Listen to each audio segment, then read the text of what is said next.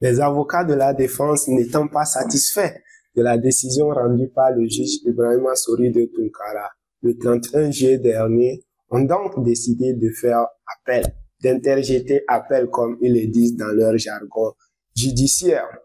Donc pour les accusés dont les appels ont été déposés et que j'ai eu la confirmation, il s'agit du capitaine Moussa Dadis Kamara, du colonel Tebro, de Blaise Gourou et de Toumba Diakité. Pour ces accusés, j'ai eu la confirmation que leurs avocats ont déposé des recours au niveau de la cour d'appel. Maintenant, pour les autres accusés, je ne sais pas s'ils ont déposé ou pas. Je ne sais pas si l'avocat de Marcel a déposé ou pas. Je ne sais pas pour lui. Pareil pour Paul Mansa, parce que Paul Mansa, ça lui reste seulement quelques mois à sortir de prison.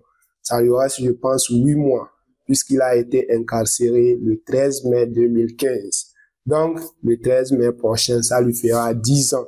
Et sa condamnation, c'est 10 ans. Donc, je ne sais pas, lui et son avocat, est-ce qu'ils se sont dit qu'ils vont aussi déposer les recours, tout comme les autres. Mais je pense qu'ils n'ont rien à perdre, même Marcel. Aucun de ces accusés condamnés n'a rien à perdre, surtout qu'à la cour d'appel, on ne pourra pas augmenter la peine, soit on la maintient, soit on réduit. Donc, il vaut mieux essayer. Et si ça marche, on diminue. Si ça ne marche pas, peut-être que là, on garde. Mais quand même, on a essayé.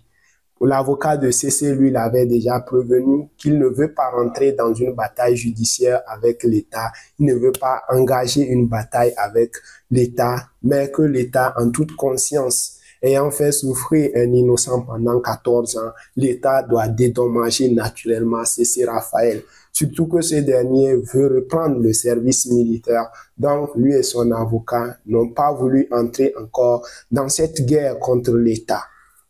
L'avocat de Mamadou Aliou Keita, lui aussi, il a été libéré puisqu'il avait été condamné à 11 ans de prison pendant qu'il a déjà passé 13 années en prison. Donc, il avait été libéré le même jour.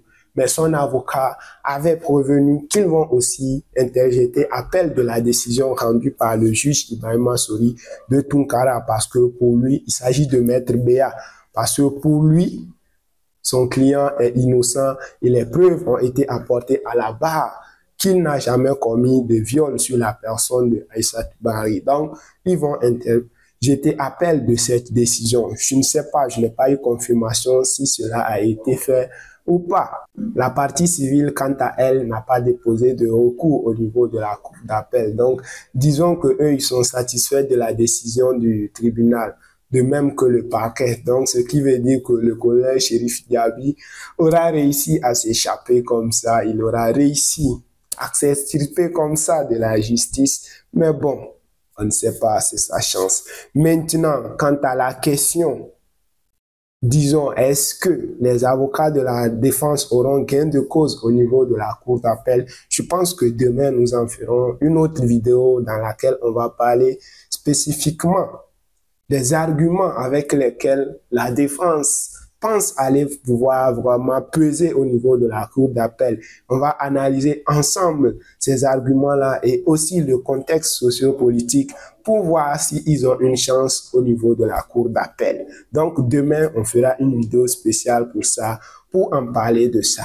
Mais pour l'instant, on reste sur vraiment cette période parce qu'actuellement, ce sont les vacances judiciaires qui se terminent le 30 septembre prochain, donc à la fin de ce mois.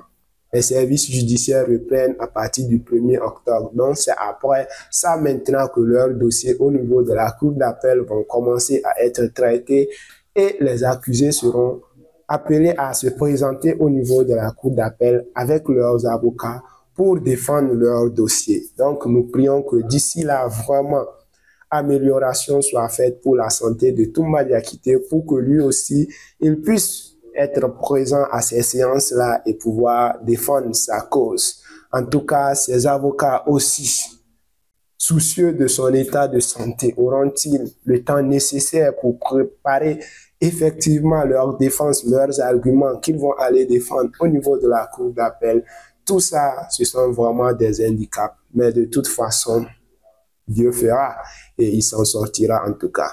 Alors les amis, restons tous ensemble en prière pour l'amélioration de la santé de Touma Diakité. Moi, je vous dis tout simplement merci et à la prochaine.